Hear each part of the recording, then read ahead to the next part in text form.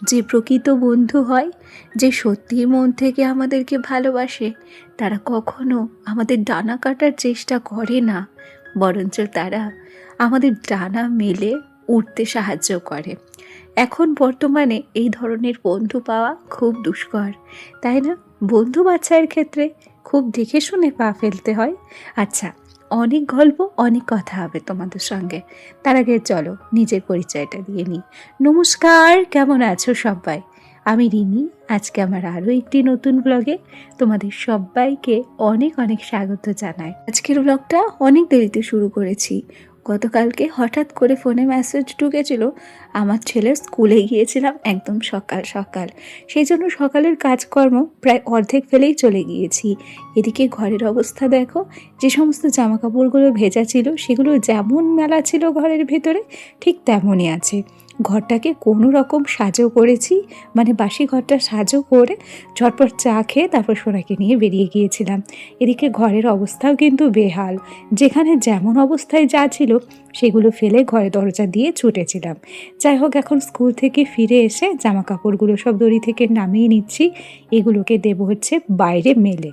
বাইরে অল্প স্বল্প রোদ আছে, খুব বেশি রোদ নেই বর্তমানে। কয়েকদিন কিন্তু রোদের দেখা পাওয়া যাচ্ছে না, এটা আমার আগের দিনের ভিডিও ছিল, সেটা তোমাদেরকে আগেই বলে রাখি। আচ্ছা, ওদিকে থেকে জামা কাপড়গুলো আমি নামিয়ে নিয়েছি, আর এখন কিন্তু বিছানাটাকে পরিষ্কার করে নিয়েছি।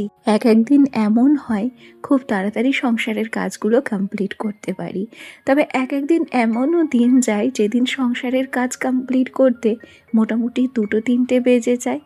আসলে আমাদেরও একটু রেস্টের প্রয়োজন থাকে, তবে সব দিন কিন্তু রেস্ট নেওয়া হয় না। কোনো দিন কাজের একটা আলাদা ছন্দ আসে, আবার কোনো দিন কাজের তালগুলো হয়ে যায়। যাই হোক, সব মিলিয়ে সংসার জীবনটাকে মানিয়ে গুছিয়ে নিতে হয়। আচ্ছা, এখানে আমার ছেলের একটা বন্ধু এসেছে সামনের বাড়ি, ওর সাথে আমার সোনা ব্যাট বল খেলছে। যে জামা কাপড়গুলো দড়ি থেকে নামিয়ে নিয়েছিলাম, এখন সেই জামা কাপড়গুলোকে আমি তারে মেলে দেব।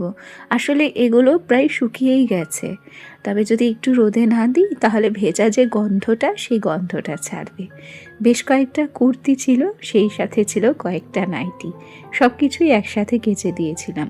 যেহেতু এখন শীতকাল, সেহেতু কিন্তু প্রত্যেক দিনের জামা কাপড় প্রত্যেক দিন শোকাচ্ছে না, এটাই হচ্ছে এখন সবচেয়ে বড় সমস্যা। আর গরমের দিনে এই জামা কাপড়গুলো মেললে কিন্তু ঘন্টাখানেকের মধ্যেই শুকিয়ে যায়, রোদের এতটা তেজ থাকে। তবে শীতের সময় রোদের তো খুব একটা দেখা পাওয়া যায় না, তাই জামা কাপড়গুলো শুকাতে ভীষণ সমস্যা হয়। জামা কাপড়গুলো মেলে দিয়ে সোজা আমি ঘরে চলে এসেছি। আচ্ছা, এখন একে একে সমস্ত কাজকর্ম সারবো। সবার প্রথম ঘরবাড়ি তো গুছিয়ে নেব, আর তারপর রান্না বান্না তো রইলই। এদিকে ঘরটাকে যদি গুছিয়ে না রাখি তাহলে মনের মধ্যে খুঁতখুত করবে। আর ভাবছি যখন যে কাজটাকে ধরবো তখন সেই কাজটা পুরো সম্পূর্ণ করব। কোনো কাজ আধা সম্পূর্ণ রাখবো না, তাতে কিন্তু ভালো লাগবে না। ওদিকে আমি কিন্তু আলনাটাকে সুন্দর করে মুছেছি, আর তারপরে পাতলা যে সমস্ত কম্বল ছিল, মশারি ছিল, সেগুলোকে ভাঁজ করে নিয়েছি। আর বিছানাটাকে তো আগেই ঝেড়ে নিয়েছিলাম, তবে এখন এই বিছানার চাদরটাকে ম্যাট্রেসের সঙ্গে গুজে দেব। আসলে সব দিন তো সব কাজ নিরিবিলিতে করা হয় না, কিছু কাজ যদি নিরিবিলিতে করা হয় তাহলে সেই কাজগুলো অনেকটা নিখুঁতভাবে করা যায়, তাই না বলো? আচ্ছা, বেশিরভাগ জামা কাপড়গুলোই তো বাইরে মেলে দেওয়া হয়েছে, তাই আজকে ভাঁজ করার মতো খুব একটা জামা কাপড় নেই। এই ছোট্ট রুমাল টুপিটা আর সেই সাথে আমার একটা স্টোল, এই দুটোকেই ভাঁজ করে এখন আলনাতে রাখবো। আর খেয়াল করে দেখো, আমার আলনাটাও কিন্তু আজকে গোছানোই আছে।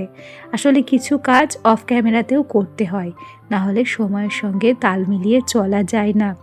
সব কাজ ক্যামেরাবন্দি করতে গেলে অনেকটা দেরি হয়ে যায়, তাই ঝটপট করে কিছু কাজ আমি অফ ক্যামেরাতে করে নিয়েছি।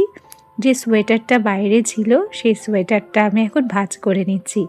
বলে রাখি, এই যে নীল সোয়েটারটা আমাকে পরতে দেখো, যেটা বাস্কেটে রাখলাম, এটা আমার বরের সোয়েটার। এখন আমার গায়ে লেগে যায়। বিয়ের সময় আমি ভীষণ রোগা ছিলাম, কোনো কিছু আমার গায়ে হতো না, 28 সাইজের ব্লাউজও মারতে হতো। এখন আমার বরের যত সমস্ত সোয়েটার রয়েছে, গেঞ্জি রয়েছে, সব আমার গায়ে ঠিক হয়। তাহলে ভাবো যে আমি কতটা মোটা হয়েছি। আচ্ছা, গল্প করতে করতে বাস্কেটে আমি সোয়েটারটা রেখে দিলাম। এখন মশারিটা সুন্দর করে ভাঁজ করে বালিশের কভারের মধ্যে রেখেছি, আর এই বাস্কেটটা ফ্রিজের কর্নারে গিয়ে রেখে দেব। এই যে বরের গেঞ্জিগুলো, সোয়েটারগুলো আমি পরি, আমার না ভীষণ ভালো লাগে। এসব জিনিসগুলো মনে একটা আলাদা ফিলিংস তৈরি করে, একটা অনুভূতি সৃষ্টি করে, একটা ভালো লাগা, একটা ভালোবাসা সঞ্চার করে। আসলে প্রত্যেকটি বিবাহিত নারীর কাছে তার নিজের স্বামী তার কাছে অমূল্য সম্পদ। তাই তার প্রত্যেকটি জিনিসে মায়া জড়িয়ে থাকে, ভালোবাসা জড়িয়ে থাকে। তাই সেই মানুষটির প্রত্যেকটি ব্যবহার্য জিনিসগুলো আমরা কিন্তু অনেক যত্নের সঙ্গে আগলে রাখার চেষ্টা করি। আসলে কি, তাদের সঙ্গে আমাদের সম্পর্কটাই এরকম। তবে সব স্বামী স্ত্রীর সম্পর্কই যে ভালো থাকে তার কিন্তু কোনো কথা নেই। আসলে সুখ জিনিসটা তো ভাগ্যের ব্যাপার।